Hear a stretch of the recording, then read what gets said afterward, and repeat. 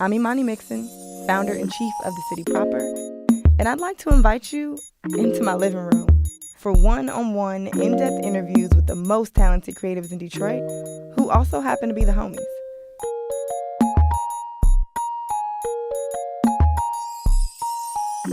Oh yeah, it's called Proper Nouns.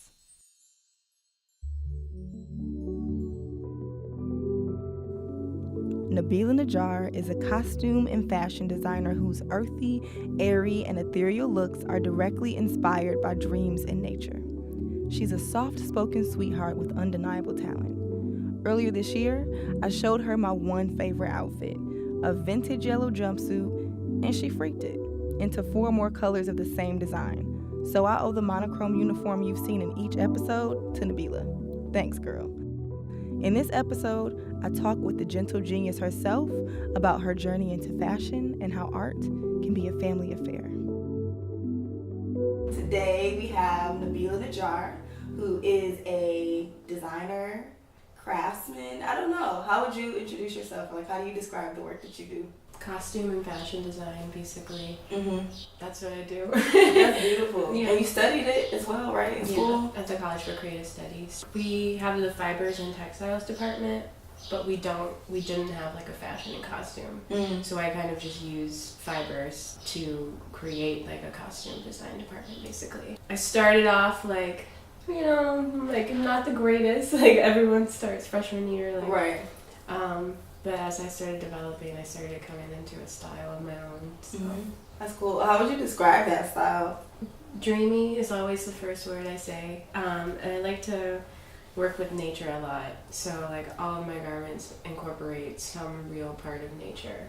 And when you sit down, do you set out like, I'm making a costume versus I'm making a fashion garment? Like what kind of thought paths do you have to walk down to get there? Like for my costume work, I always have a concept. Mm-hmm. So I usually start off with a concept first, and then I start doing sketches. Mm-hmm. And it's like always more extravagant for my costume work. For my fashion design, I start off with sketches, but I don't really have a concept behind it. It's definitely very different. I believe it. That's cool. Is there like an even balance? Are you like 50-50, or does it depend on the season? I don't know how things work for real. Usually for costumes, like it's for me, like I'm working towards either a show or like an exhibit or something. Mm-hmm. But people who come to me usually want like ready to wear or alterations. Right. So speaking of ready to wear, you told me you made some of what you're wearing. Yeah. So I made this. It's just like I want to say like a jumper almost. Yeah. But I don't know if I would say that because is there a pocket in the front? Or yeah, it's like a long. Oh, okay. I can stand up. Yeah. It's like a. It's like not like greatest work. Oh. But yeah, it's just like a lounge pocket. We need pockets. Yeah. Women need more actual I love pockets. Yeah. That's cool. Did you always know this is what you were going to be doing? Or like did you envision whatever sketches you were doing as a kid growing into a whole line? It's funny, when I was younger, I was always like into fashion and like drawing it. Originally, I wanted to make clothes for my Barbies. Important. I was like very serious about it. So I've always known. I didn't know like I would get into costume design. I thought I was just going to be like into fashion. That's really cool. I feel like a lot of people who are artists like fall into it, but I'm always intrigued by people who actually say, oh, I'm going to study this. Like I'm going to study this for 4 years and get a degree. Like did you have any major breakthroughs while you were doing that, especially since there wasn't a costume department there? Yeah. I don't think I would have been able to make the things that I did. Mm-hmm. Or come up with the ideas if it wasn't for like the fibers department, because all of the materials, it's basically like creating your own fabric, techniques to create your own things basically. So it's really sweet. Mm-hmm. Were you doing stuff like this in high school? Like I feel like it's hard to go from this is my hobby to like here's my portfolio or here's the class I'm gonna take. Mm-hmm. Funny thing, I was homeschooled. Cool. Up until college. Damn. Yeah, my mom is a teacher, and she also graduated from CCS. Okay. So she homeschooled me and all of my siblings up until college, So y'all had a mini high school at home? Yeah, it was the four of us sitting at the dining room table together. I always imagined that it was like a fairy tale dream. Like you wake up in a fluffy robe at like noon, go to class for like 2 hours, and that's it. Did you get to chill? Like what was the time like? Yeah, like I mean, we didn't have to wake up super early. We'd usually be there from like 9 to 3 or something. And I mean, that was really it. We were basically just studying up until we had to take the GED and the ACT and everything. So that sounds cool. And to say that you made it like to another level. Not that degrees and stuff matter, but you know, like if you're gonna do the thing, why not go all the way through? Right. So you said your mom graduated from CCS. Your family in general has like a reputation for being creative. Do you feel that? Like, do you feel like that? Because we're all, like, everyone knows us for something different. But right. They know us, like, together. Right. Like, my brothers are DJs, and they make music. And Jabe's also, like, an illustrator. He graduated from CCS. My sister's a photographer, so she also graduated.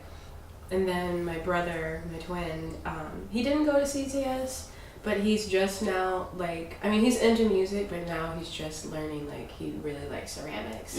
So he's considering CCS too. That's crazy. That's like some Partridge Family, like cooler, you know, like you actually want to hang out. Do y'all talk about, like I feel like it's hard to talk about how family life is because it's just your family and that's been your family your whole life. But do you see how they influence the work that you do or like how you go about doing stuff? I feel like like I always want to, it hasn't happened yet, but I always want to collaborate like with my brother. I feel like your twin brother or the other brother? Both of them. Okay. I feel. But usually like Jabe, because his illustrations are like super like detailed, like with the costumes and the fashion that they wear. So I'm like, you could like totally design something that I could make it, and then Christian could shoot it. Like she shoots all of my photos, like everything on my website. Like it's my sister. That's perfect. So I'll always have a photographer like, for the rest of my life. Yeah. I mean, I like experimenting with other photographers, but I always like Christian the most. Right. And like she sees you best. That's really cool to not have to like reach too far out. Yeah. Are your parents supportive of, I don't know, all the different things that y'all are doing? Oh yeah, because I mean they're both artists too. Our house is pretty colorful with art. Yeah. Like, our art is up, her art is up, so they're very supportive. Did y'all have like art class? I just imagine that art class at that table would probably be fire. Like your mom is probably trying to be all coy and like just be a teacher, but she's like shit. I mean, we never really had art class, but like when we would be working on our art, she would come in and like help us and give us pointers. That's cool. It's like y'all can have a talent agency or creative agency. You already do. Like y'all could call it that. She wants to. Like my mom is about it. She's always like, we should collaborate on something. Like we're a family of artists. Like we need to be getting out there. I'm sure it's a grant for that. People will eat that shit up. Family of artists in Detroit who are homeschooled.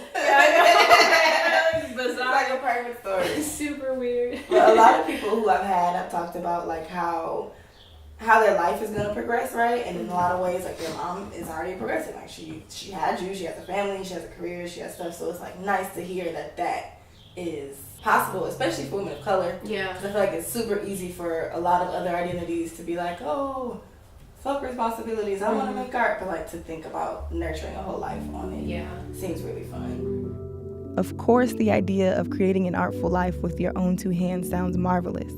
But before you can get there, you have to start right where you are with what you have.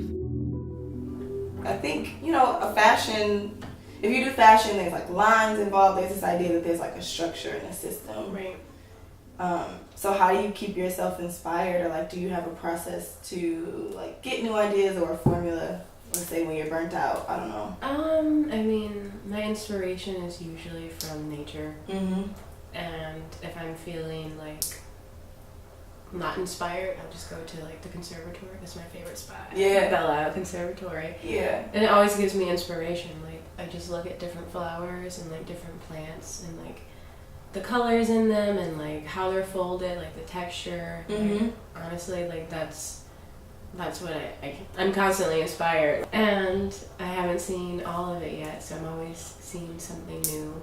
That's cool. I feel like a lot of people, you know, once you declare that you do a certain art form, they're like, well, why are you here? Like, why are you still in Detroit? So I wonder what keeps you here, because, you know, the thing is always, like, we're stylish here, but we don't have a fashion industry, per se. So, like, how do you approach that, since that's your craft? But I don't know, like, a lot of people do. They're like, why are you here? You should be in New York or California, which is true. Like, there is a lot. But I also, like, want to bring, like, style here, too. Like, maybe start something, you know?